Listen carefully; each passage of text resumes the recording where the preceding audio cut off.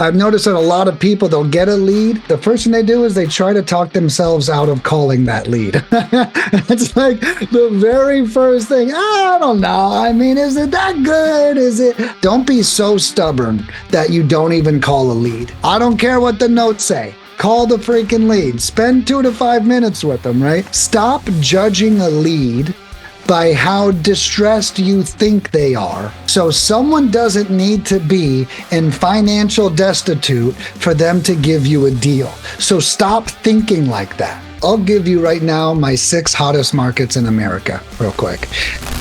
Hello everyone and welcome to another episode of the Jack Bosch Show, where we talk about all things real estate, finance, and entrepreneurship. Today I have a good friend of mine here, Nicholas Nick, the owner, founder of Lead Mining Pros, a lead generation company that literally can get you leads in a matter of days for your real estate business and help you scale your business and sales and triple your lead pipeline. So Nicholas, how are you doing today?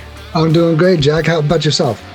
I'm excited. I'm good. So we know each other for many years. As a matter of fact, you actually, when we had a little bit of a turbulent situation in our company for a little bit, you actually came on board for us for temporarily to help us reorganize some of our coaching department. So we are good friends. We know each other, but our audience doesn't. So give us a quick overview about who you are, what Lead Mining Pros does, and then let's dive into lead generation and stuff like that. Yeah, absolutely. Yeah, well, my name is Nicholas Nick. That is my full name. A lot of people don't know that or believe it. First name Nicholas, last name Nick. That is my birth name as well. I did not create that up. And I have a really unique path. I was a restaurant manager for 13 years, and very important 13 years, from 17 to 30. So a lot of my core beliefs and core foundational items are routed in the restaurant industry and customer service and stuff. So a lot of my take on the real estate space is, a lot of people are like, oh, I've never heard that before. And it's because I am coming from a service-oriented perspective whenever I talk on things. So I was a restaurant manager for about 13 years. I ran huge restaurants, anywhere from 50 to 70 people on a single shift. And then after I left there, I got into real estate education. Which I know is a weird leap. But what I did was I applied for a job as an event coordinator after running restaurants. And I said, well, restaurants are just events that run for 13 hours a day. I could throw an event like this is easy. And I was right. It wasn't easy, but I was right. I could do it. So I did that for a while. And then I get into the coaching space. I got into leadership with coaching. And then that's when I found out what real estate was. I'll be honest with everyone here. My father wasn't an entrepreneur. My mother's not an entrepreneur. And so I had no idea that real estate equals entrepreneurship, right? In my head, real estate only equaled mortgage. This is where we live every day, right? My parents, they did not leverage real estate in any capacity. So I didn't see real estate as a business.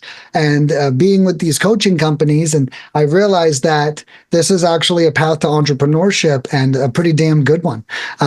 So that's how I learned about real estate. And then after I took all that real estate knowledge, all that restaurant knowledge, and I completely and accidentally created Lead Mining Pros, which is my website, my business now, where we generate leads for real estate investors in a very turnkey way. Beautiful. And yes, real estate definitely is an entrepreneurship if you want to use, if you're running it as such.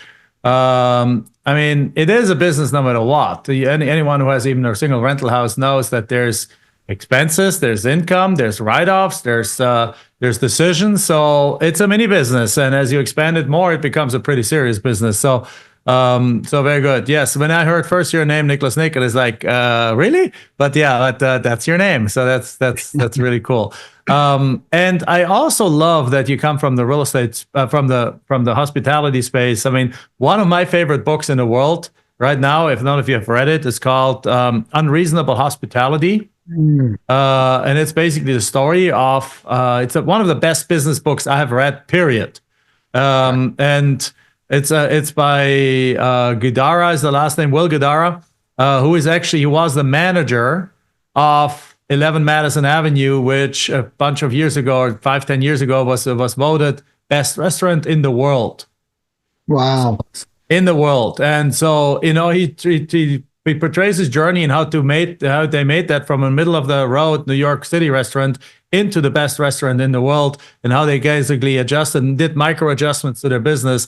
And if you replace the word restaurant with business, right, and you replace the word waiters with team members, and you replace the word chef with, I don't know, CMO or CAO or Chief Operating Officer, or you replace those kind of words, you got a amazing book on how to run your business, and how, particularly from the customer service and delivery side of things. So now, what does let's before we go into that, I want to bring that back, and I want to be particularly into those kind of lessons you learned there. But tell us a little bit of what does Lead Mining Pros do?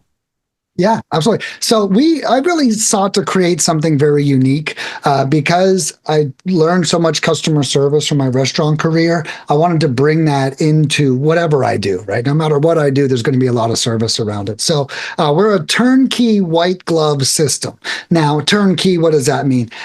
You come to us, I have everything set up in packages. We do 4 things for you in our all-inclusive packages. We pull lists, we skip trace them, we cold call them with American callers or foreign callers, you get to pick, and we text message them. So as far as turnkey goes, I take those 4 components and I make it as easy as a one-click purchase on my website. So you don't have to go out and do any of the work yourself. You don't have to go sign up for a dialer, find out where to get the list, find a skip tracing. I do all 4 of those things in one place. So that's the turnkey. And then the white glove part is my cell phone numbers on the website. You actually get direct access to me. I recommend all customers call me before making a purchase. I will literally tell you exactly what I think you should buy in your market or using your strategy. So if you're doing land, you should do one thing. And if you're doing houses, you should do another. Well, if you call me, I'll actually guide you to the best package possible for you on my website as well. So it's a real white glove and real turnkey. And then we want to send you the leads, so that way you don't have to focus on anything but working those hot leads. That's really where the money comes in at. Generating the leads can be very cumbersome. And we've learned, especially in my coaching career, that getting started up in lead gen is where a lot of people get stuck, right? They're trying to create all their own systems. What do I do? How do I do it? What do I get? And I wanted to make that very easy on real estate investors. Yeah, absolutely.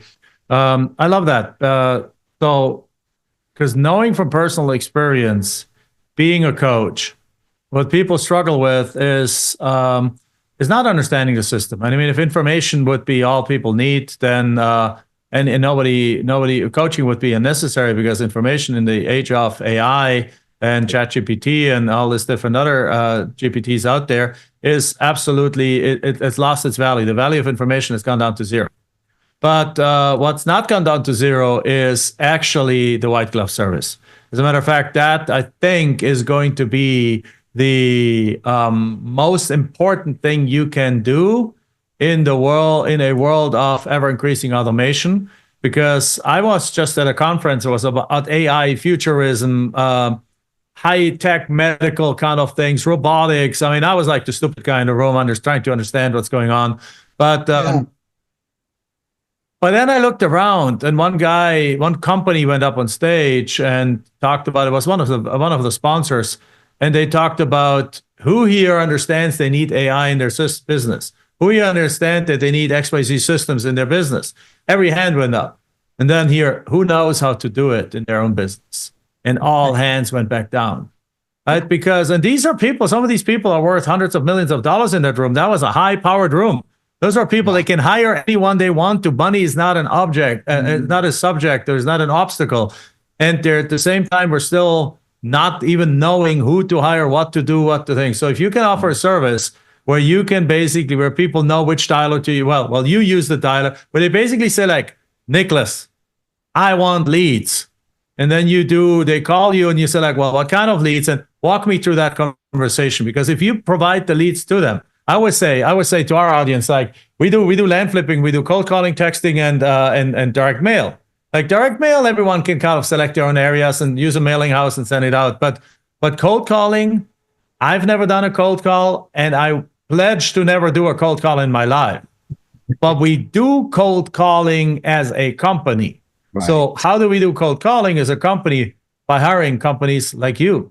So how that first conversation, if somebody says like, I need leads, I want to get into real estate, or I'm already in real estate, I'm not getting it, this is cumbersome, I don't know which dialer to use, I don't know how to cold call people, I hate cold calling, I hate texting, I hate doing all these things, like how, and they come across you, how does that conversation typically go?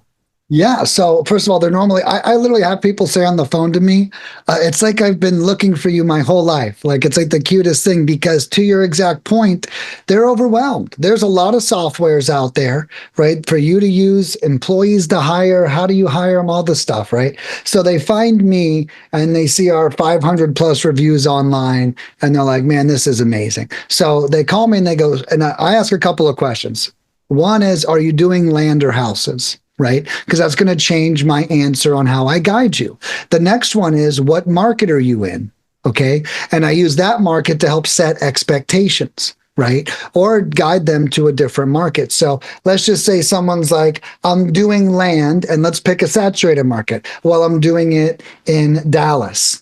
Okay, one of the hottest markets in America, right? So the first thing I would tell them is I would say, well, just so you know, Dallas, we still get leads in, but it is one of the harder markets to get leads in because it's so popular, right? It's one of the top 5, I'd say, in America.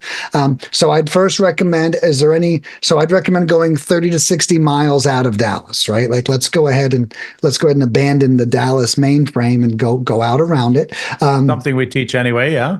Yeah, that's exactly right. Like we got to get out of there because if we go if you fish where everyone is fishing, there's less fish in that pond, right? And I want you to have a lot of fish. So that's the first thing. And the next thing is if they're doing land, I point them to our American lead gen packages. So one of the cool things about us is I have packages that include everything. If you like food, like restaurants, you could consider them like recipes. They're perfectly portioned. You buy that package, it has predictable results. So I'll use our King Kong package as an example. It's about $1,530. And what we do with that is we pull 2,000 records from DataTree, which is one of the best list pulling softwares out there. Then we skip trace those records for phone numbers, and then we call everyone twice with Americans and we text message everybody once. So the reason why I recommend Americans for land is because landowners, they're generally a lot more skeptical. If they hear somebody with a heavy accent or that sounds like they're from the Philippines saying they want to buy their land, they probably know that they don't want to buy their land, and they don't have like very good thoughts about that. So you lose some rapport using a foreign caller for land, right? So we recommend checking out our American team and then going through that with them. And then what we're going to do is we're going to send you guys the leads. Now, the most important part there, I know this is going to sound crazy. People hire us all the time and then don't call the leads. All right. So one thing I offer that's very unique is I offer free courses where I tell people exactly what to say to every lead that I send them. A lot of people say, I know about courses. I've seen courses. No, these courses are designed for my program. They're not entry level newbie courses, anything like that. They're how to work leads. So the first model is, do I go American or foreign based off my market? And then the next thing is, what do you do when you get the leads? And then I provide those free courses. Now, of course, I provide a lot of personal service. Everyone gets my cell phone as well, but I have the courses there so they can watch those day or night to get the confidence to actually call the leads. That is beautiful. So it's really, it's pretty hands-on your end, which also means you're a boutique company because you couldn't do that with 5,000 different customers. But that's what you want to be. Like you want to be with a boutique company that knows what you're doing, that you can have a personal relationship with. Like that's the reason why I don't bank with the big banks anymore. Still have a couple of accounts there, but a bank now with local banks, because something doesn't work, I just pick up the phone and I can call somebody And if necessary, like on local bank that I work with, Scottsdale Community Bank, I recommend everyone goes there, scottsdalecommunitybank.com. If you're in Arizona or moving to Arizona, have any business in Arizona, it would be a great bank to work with. Scottsdale Community Bank, I simply pick up the phone and call Neil. Neil, who is Neil? The CEO of the bank. Wow. Right? Because Yeah. when you have a bank that is small, but FDIC insured and everything like that, so best practices, you get everything that you can get at Bank of America, but you can call the CEO. Now I call him rarely, but I call the lending officer, I call the customer, the concierge, I call things. I even communicate with them this morning on something. And in essence, that's what you are in the lead generation kind of side of things. Yeah, no, that's exactly right. I hear it all the time. Oh, I can't believe I'm talking to the owner. I can't believe you're still taking these calls. And, and I'll be honest with you, it serves me to take these calls, right? So, like, if I did put someone else on the phone, A, I love to do it. I love chatting with all my customers. But B, I'm the one who holds all the knowledge. Since I meet with all my clients on the one-on-one, I can actually guide you. If I train someone else to do it, my customers will get a subpar experience, as well. So, I like also, being, I also kind of like being the star of the show. So it's good for my ego too. It's of course always it's always nice to be also be appreciated in that Right. end. So so that's a big one. So very, very good. So now what are some let's talk a little bit metrics. So what are some of the metrics, let's say you typically see your customers realizing in today's market? Got it. Yeah. So, and I'll use that package I spoke of earlier, the King Kong package, right? That one's about $1,530, like I mentioned. We call everyone twice, text everyone once. And on average, we generate anywhere from 20 to 60 leads in that package. Now, all of my packages on my website have a lead average range on them. Right. And the best way to read that range is the more popular your market, the closer you are to the low side of the leads. And then the more rural your market, the closer you are to the high side. There's one indicator to lead flow, and that is how many other people are in that market, right? I can tell right away when there's not a lot of competition because we get a bunch of leads, whether it's houses or land. So market selection is very important. Now, in that 20 to 60 range, what we found is as long as you follow the system, as long as you call every lead, okay, you should be getting 1 in 20 under contract, worst case scenario. Okay, that's 1 in 20. I say 1 in 12 to 20. Let's say 12 is the high powered professional with the great systems. Okay, and then 20 might be the newer person as well. So, but it's like that's what I would expect. So that $1,500 packages averages 20 to 60, and then you should be averaging 1 in 20 as a closing. So that one might net you up to 3 contracts signed just for $1,530. All right.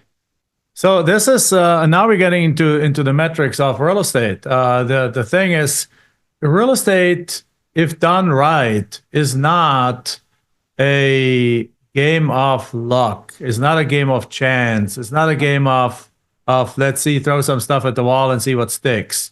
I know people like what are like San Diego? San Diego, where would you classify San Diego in the competition list?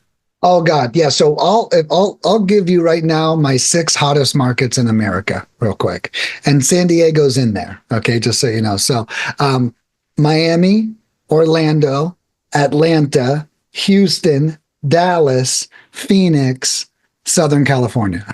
Okay, so San Diego's right in Southern California. Anything around LA or anything like that is going to be super, super saturated as well.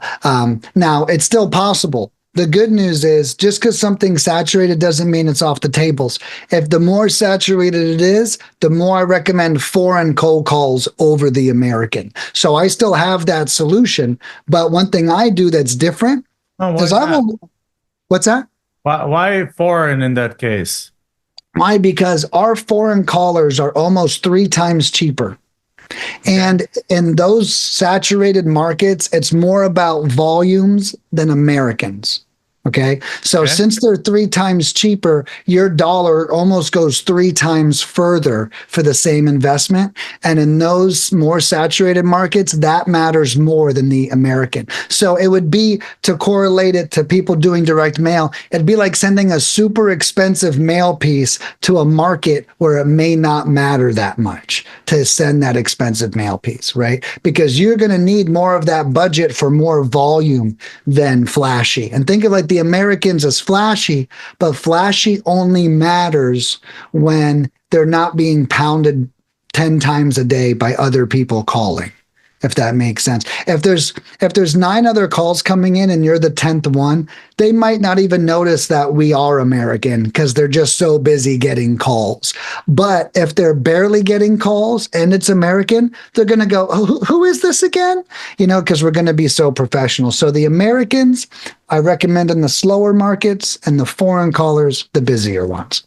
That makes sense. So yeah, at some point of time, volume is more important than accent or not accent. That makes total sense. Correct. Okay, so yeah, so again, thank you. That's a beautiful answer. So in addition, though, what I wanted to go for, which is 100% supported by what you say, is again, real estate is not a chance or luck kind of game.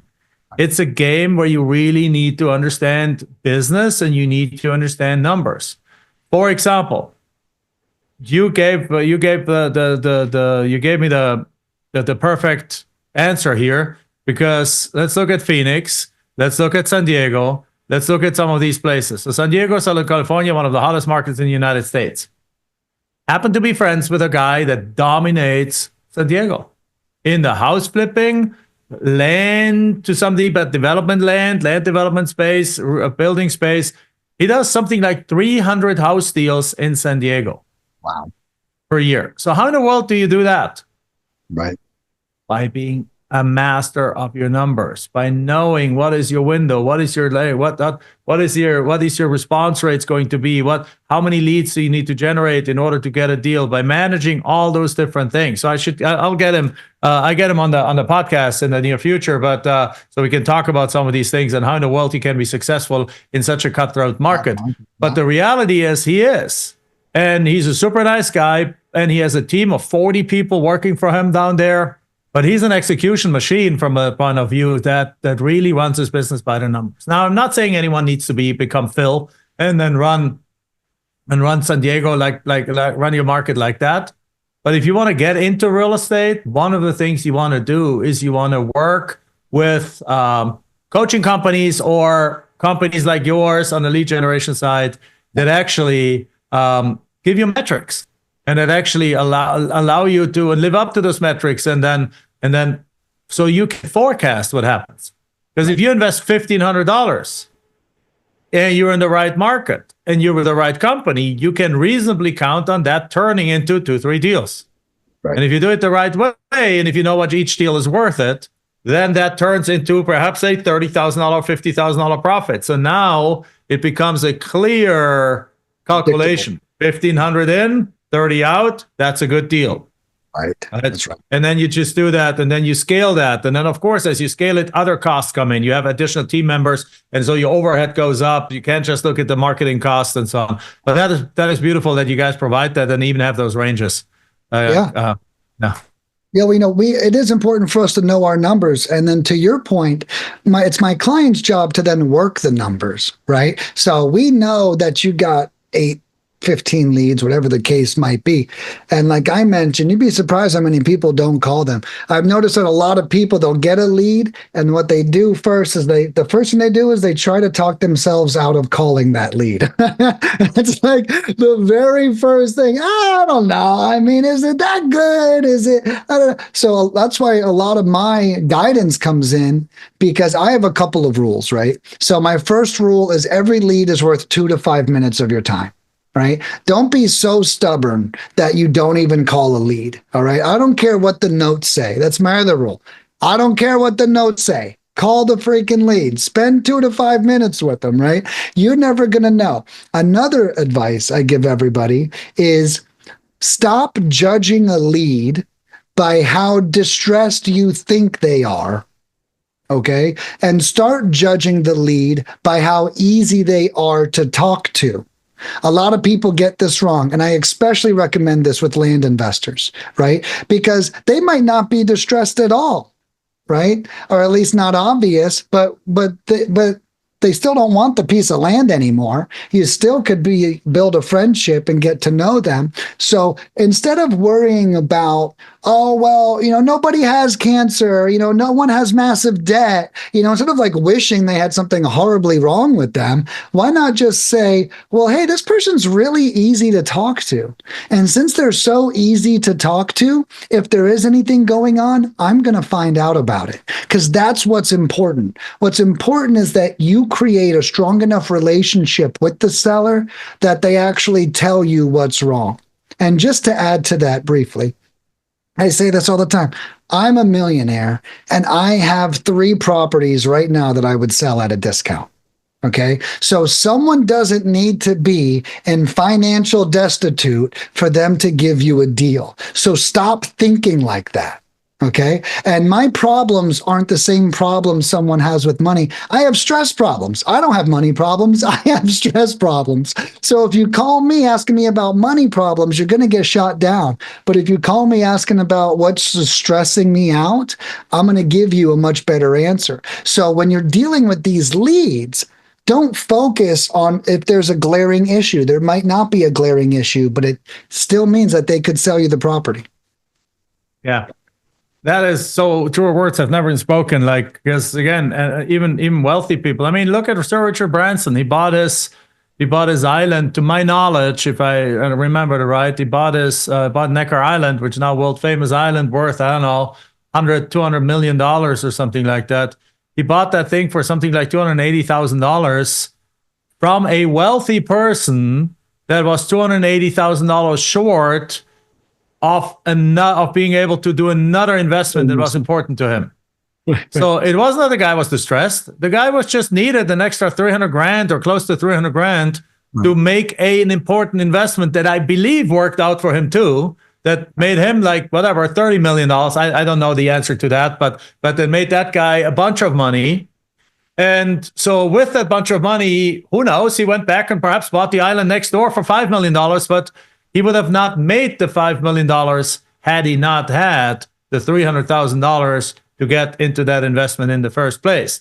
So this guy wasn't distressed. This guy owned a beautiful island. He just needed to get rid of it because he needed quick cash for another opportunity. And Sir Richard Branson was ready to make the deal and get that deal. No distress anywhere found. So these deals happen. This is an extreme case, of course, but these deals happen really anywhere, happen all the time. I've bought properties where the owners drove up in a Mercedes and a gold watch, right? And gave their properties to me for $100.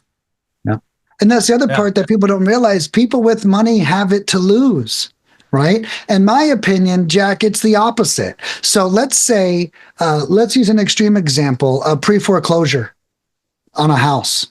Okay, that person almost can't sell at a discount. That house, when they bought it 10 years ago, was supposed to be their cash cow that was going to solve all their problems, right? One day, someday. And so some of these people that are distressed, it's actually backwards. They need to get as much money as humanly possible for that property if they actually are financially distressed. And that's just, your example is perfect, because exactly my situation is it's not what's obvious, because what's obvious isn't always what's really going to happen. It's about your relationship with these people that's going to take it to the next level. I want to dig you probably naturally already covered some of it, but I want to get into that, what I said earlier, like your 13 years in hospitality, how have they made you a better entrepreneur, and how do they play into how you run your business today? Yeah. So there's a couple of things. One is I didn't realize So I remember when I went into the corporate world, I was very good at a lot of the leadership roles there, like instinctively. And I remember being like, why am I so good at marketing and fulfillment and sales and this? And what I realized right away is, and even human resources, restaurants don't have departments, right? Each restaurant manager is technically a CEO of that day. There's no one I have to run. And I have 5 departments. I got a dishwasher, I got a cook, I got a hostess, I got a server, I got other managers, right? And so I have all these people to manage, all these departments. And I didn't realize that the whole time I was a restaurant manager, I was training to become an entrepreneur. I never put two and two together, but that was the first thing that made me absolutely exceptional. Was I didn't realize I was wearing every hat, because when you're 22 years old, you're just wearing whatever the hell hat you got to wear to get the day over with, right? So that was the first thing. The second thing was extreme performance. I used to be crazy with my servers. And one thing I used to do, and I do this now with my cold callers. So servers are cold callers in my world, okay? Or cold callers or servers, whatever they are. So I used to sit at a dining room table and eat lunch and eavesdrop on the servers around me. Then I would grade them on a sheet. And then when I was done grading them, they wouldn't know it, but I'd then sit them down and I would deliver my performance review of how they did with that customer. Well, 12 years later, this is exactly how I run my cold calling division. We have a cold caller audit sheet that we listen to all of our calls. We grade everyone. And then the other thing I do that's really important is I have a leaderboard that I keep public. My top cold callers are at the top and my bottom are at the bottom. And I share it with the whole team. Why? Because no one likes sucking. Okay. No one likes being the worst. So you'd be surprised the people that come out on the bottom, even though they're still pretty good, but they fight harder to go up. And the people that are at the top fight harder to stay at the top. So I've created these amazing systems that help keep performance and standards high. And I learned all that in my restaurant career. So from the leadership and wearing all the hats to the accountability systems and ways to get a lot of performance out of people is really some of my biggest lessons. Wow, that makes, like, I can totally see how one translates over to the other. That you keep that competition going, particularly in a team environment, and particularly if it's an environment that actually is a instant result environment, Right. like the sales kind of call, a sales floor. And in essence, you're a reverse sales floor. You're an acquisition sales floor. You're trying to get somebody to pick up and try to keep them on the phone and try to get them to say yes, I'm willing to accept an offer. And that's sales. It's just on the acquisition side of things. And so it's no wonder that this works, because in waiting, you're both in sales and in customer service. Because the Right. best waiters know how to upsell to the desserts, how to get you to drink 2 glasses more wine than you should, and things like that. So Yeah. that makes perfect sense. So I love it, man. I love it. I love what you do. I love how you put it together. It makes perfect logical sense, and it also makes a perfect guttural sense. So it's like, yeah, it is. This is if you want to get at cold calling, why would you want to create their own cold calling service? And again, that's the thing. That's a lot of people do. That do-it-yourself mentality, I think, is completely wrong in certain parts of the business. Yeah. Like, I never want to have a call center where people call in. I never want to have a cold calling team that people call out for. I mean, at least not until, let's say, like, there was a couple of years where we did 800 deals a year. At that level, I probably would bring in my own team, right? Because it's at that point, it's more cost effective and so on. But if you want to do 10, 20, 30 deals a year, do not get your own cold calling team. Do not cold call yourself, because, I mean, unless you absolutely love it. If you love it, do what you love. But I don't know many people that love cold calling. Yeah. It is. Yeah, go ahead. No, it is definitely the worst job. You know, my employees send me recordings of people yelling at them, all the time. And to your point, I mean, you're really right. If you love it, definitely feel free to get in there, but you shouldn't be the only one doing it on the team as well. It shouldn't be like solely related to you. And I recently created a video where I broke down the costs of doing it yourself versus hiring us. And a lot of people don't realize that doing it yourself is often way more expensive, especially a company like mine where we don't have contracts and we don't have commitments. So I'll just bring up a couple things just as an example. One I'll talk about is Launch Control. Okay, Launch Control is a texting platform. Their minimum plan is $500 a month. But if you don't send a single text message, they still charge you $500 the next month, right? At Lead Mining, if you pay me to do a job, you don't pay again until I've completed that job. So there's no loss. Some of these companies, they show up as overhead, and that costs you a lot. And then with us, you buy a package, we do the package. If you want more, you come back for more. You're not floating any costs of your own. And I highly recommend, and then if you think about even a full-time VA, a lot of people don't do this math, a $5 an hour VA at 40 hours a week, that's $200 a week. That's $800 a month. So if you have a full-time VA without including software or list pulling or skip tracing, you're at $800 a month on a VA alone. So if you take that budget and you invest that into a turnkey system like mine alone, just the cost of a VA, you'll absolutely see results in your business. And then that doesn't mean you shouldn't hire a VA. Right. It just means that perhaps you put the cart before the horse. Right. Perhaps you should first get some leads, call them yourself, follow up on them yourself, get going with those yourself, and then and perhaps even time it such that you can do that while on vacation, so you can call them really quickly, and then get those deals, make those deals happen, get some money in. Then it's like, okay, great. So now let me hire a VA who now does the follow up on the leads that you guys provide to them. But you now hiring that person with the money you already made, you're not going deeper into the hole. That's right. And I also recommend a good rule that I like is do it 10 times yourself before you outsource it, right? I think very often we outsource too fast. And then when you outsource too fast, like let's say you hire that VA to do that, if you haven't called enough leads and closed them, you can't manage that VA as well. But if you close 10 deals or call 10 leads and then you create a system and then you hire it for yourself to alleviate you, you're going to be much better at it. So I totally agree. And also to your point is the VA sitting on the right seat on the bus, right? I think calling the hot leads, following up with leads is amazing VA work. Generating leads, I don't know if I would put generating leads on a VA, right? And that's because that's the lifeblood of your business. But following up with them and then doing administrative work, I think is a perfect use for a VA. Exactly right. All right, man. So now that we all love Lead Mining Pros, how does anyone get a hold of Lead Mining Pros? Yeah, absolutely. So you can go right to our website, leadminingpros.com. And I also have a coupon code available for everybody today, too.